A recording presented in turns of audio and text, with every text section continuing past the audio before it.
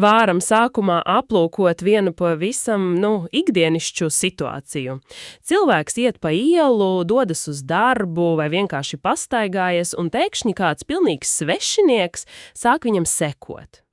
Sāk izkliegt draudus, apvainojumus, varbūt pat sola fizisku izrēķināšanos, ja šis cilvēks tūlīt pat neapklusīs.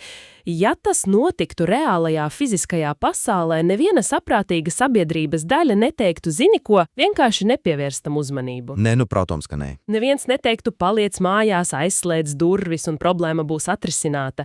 Tas būtu pilnīgi absurdi. Sabiedrība uzreiz sauktu policiju, pieprasītu drošību, bet tik līdz tieši šī pati situācija pārceļas uz digitālo vidi, atbildi pēkšņi, mainās līdz nepazīšanai. Jā, diezgan krasi mainās. Mēs bieži dzirdam to padomu, vienkārši izslēdz ierīci, izdzējas profilu un ignorē notiekošo. Labi, mēģināsim šo visu atšķitināt. Šodienas padziļinātajā izpētē mēs koncentrēsimies uz to, kāpēc šis naīvais padoms par internetu izslēgšanu vairs nedarbojas. Tieši tā. Mēs skatīsimies uz to, kā tiešsaistes vardarbība, īpaši pret sievietēm un minoritātēm, tiek izmantot kā ļoti mērķtiecīgs apklusināšanas rīks. Un apskatīsim stratēģijas, lai tam pretotos, pamatojoties uz Kanādas sieviešu fonda un dezinformācijas pētniece Ninas Jankovičas atziņām, kā arī starptautiskās sieviešu mediju fonda datiem. Tā ielas analoģijas, starp citu, ir ārkārtīgi precīzi, jo tā izgaismo mūsu divkosību, lai vispār sāktu saprast problēmas mērogu. Vispirms ir jāatsakās no tās ilūzijas, ka digitālā dzīve kaut kādā veidā ir atdalīta no reālās dzīves. Tāda dalījuma taču vairs nav. Pilnīgi noteikti nav. Digitālā dzīve ir reāla dzīve. Ja mēs apskatāmies uz datiem no Kanādas, atklājas ļoti skarbā aina. 1 no 5 sievietēm tur ir saskārusies ar nopietnu tiešsaistes vardarbību. 1 no 5? Tas ir, milzīgs skaitlis. Jā, un tā nav nekāda abstrakta parādība ekrānos. Digitālajai vardarbībai ir ļoti tiešas fiziskas un smagas psiholoģiskas sekas. Tas ietekmē to, kā cilvēki guļ, kā viņi jūtas mājās, kā veido karjeru un pats galvenais, kā piedalās sabiedrībā. Jā, īpaši tagad, kad viss ir digitalizēts, bankas, darba intervijas, diskusijas. Tieši tā. Tāpēc prasīt kādam pazust no interneta mūsdienu pasaulē faktiski nozīmē prasīt pilnībā izstāties no modernas sabiedrības. Kas savukārt nozīmē prasīt atteikties no savas balss lēmumu pieņemšanā. Un te loģiski rodas būtisks jautājums, kāpēc tas vispār notiek? Vai mēs tiešām runājam tikai par, nejaušiem interneta troļļiem ar pārāk daudz brīvā laika? Fascinējošākais šeit ir tas, ka šī uzvedība nepavisam nav nejauša. Tā seko ļoti skaidriem, aprēķinātiem modeļiem, ja mēs izpētam dezinformācijas pētnieces Ninas Jankovičas norbu. Kur tika analizēti vairāk nekā 330 000 ierakstu. Oho, nopietns apjums. Jā, milzīgs datu masīvs par sievietēm politikā ASV, apvienotajā Karalistē un Jaunzēlandē. Un šie dati parāda mehanismu. Tas nav kaut kāds spontāns dusmu izvirdums, tā ir absolūti mērķtiecīga iebiedēšanas taktika. Ar kādu galveno mērķi? Primārais mērķis ir radīt paralizējošu kaunu, iedvest tik dziļas bailes par paša upura un viņa ģimenes fizisko drošību, lai cilvēks vienkārši salūstu. Būtībā viņi grib, lai sievietes un dzimumu dažādas personas pašas brīvprātīgi izstātos no publiskā diskursa. Viņi izmanto naidu kā cenzūras instrumentu. Tieši tā. Bet vai šis naids ir, vienmērīgs, vai tas vienādi krīt par visiem, vai arī tur ir atšķirības tajā, kā uzbrukumu C izvēles mērķus? Tas ir ļoti būtisks aspekts. Šeit mēs skaidri redzam intersekcionalitāti, to, kā dažādas identitātes iezīmes pastiprina vardarbību. Jankovičs, kura pati ir baltādēnā sieviete, neslēpj, ka ir saskārusies ar koordinētiem uzbrukumiem. Jā, viņa to skaidri norāda. Bet dati parāda daudz drūmāku ainu attiecībā uz citām grupām. Kad uzbrukuma mērķis ir krāsainās sievietes vai kvīru sievietes, taktika mainās drastiski, tā kļūst daudz primitīvāka. Kādā ziņā primitīvāka? Viņi vienkārši izlaiž jebkādas tā saucamās pieklājības robežas.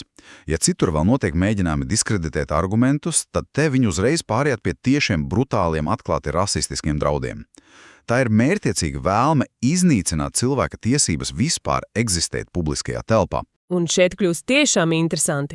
Labi, mēs redzam, ka tas ir brutāls un koordināts process, bet mēs taču dzīvojam laikmetā, kad tehnoloģijas lido uz priekšu. Mums ir mākslīgais intelekts. Kāpēc tās tehnoloģiju kompānijas vienkārši neieslēdz filtru? Kāpēc AI neizdzēš naidu automātiski? Lai saprastu šo tehnoloģisko aklumu, ir nedaudz jāpaskatās pagātnē, kā tās sistēmas tika būvētas. Ir viens zīmīgs fakts par Reddit pirmsākumiem – 70% lietotāji sākumā bija vīrieši. Paga nopietni, 70? Jā, un tas uzreiz iezīmē, kam un kādām prioritātēm tās sistēmas sākotnēji tika dizainētas. Ja inženieri paši dzīvē nav saskārušies ar koordinātu rasistisku vardarbību internetā, viņu rīkos automātiski iestrēdājas aklās zonas. Nu jā, tu nebūvē aizsardzību pret to, ko neuzskati par reālu draudu. Precīzi, un tad mēs nonākam pie jautājuma par filtriem.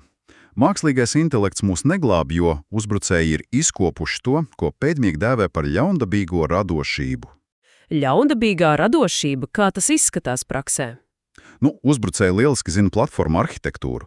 Viņi zina, ka AI teksta rīki strādā kā saraksta ieraksti lamu vārdu, tas to nobločēs. Tāpēc viņi kļūst radoši un sāk izmantot kodētu valodu. Aizstāja burtus ar cipariem? Jā, tieši tā. Vai arī, un šī ir tā postošākā taktika, viņi izmanto attēlus un mēmes ar iestrādātu tekstu. Mākslīgais intelekts joprojām ļoti vāji analizē tekstu uz bildes un nesaprot kontekstu. Algoritms redz tikai pikseļus. Tieši tā, bet cilvēks otrā pusē ekrānam skaidri izlasa nāves draudus, un viss naida vilns vienkārši palido zem radariem. Tas ir neticami cīniski. Šeit man no mūsu avotiem nāk prātā viens ļoti smags stāsts tieši par pašu Jankoviču. Tas, manuprāt, izcili parāda, kā ļaundari pilnībā sakauj algoritmu. Tu domā to stāstu par viņas Facebook ierakstu? Jā. Viņi meklēja viņas vājās vietas un ritināja vēsturi gadiem atpakaļ, līdz atrada personisku sāpīgu ierakstu par viņas mirušo kaķi, dzīvnieku, kurš bija ar viņu 11 gadus. Un zini, ko viņa darīja? Sāka likt draudus pie tās bildes? Tieši tā. Viņa masveidā sāka publicēt nāves draudus tieši tur.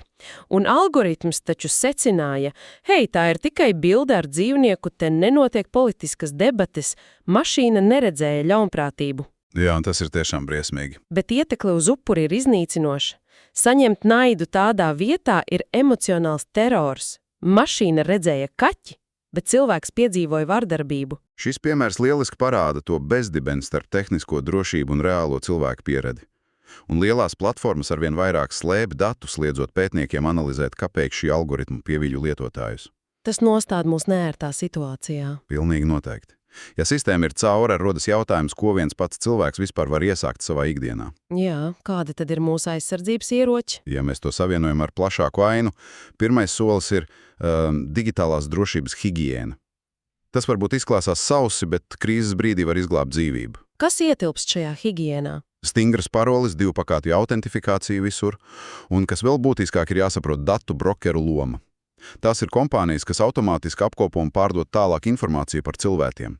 No sociālajiem tīkliem, no reģistriem. Tātad jebkurš var nopirkt tavu mājas adresi? Jā, par pāris eiro.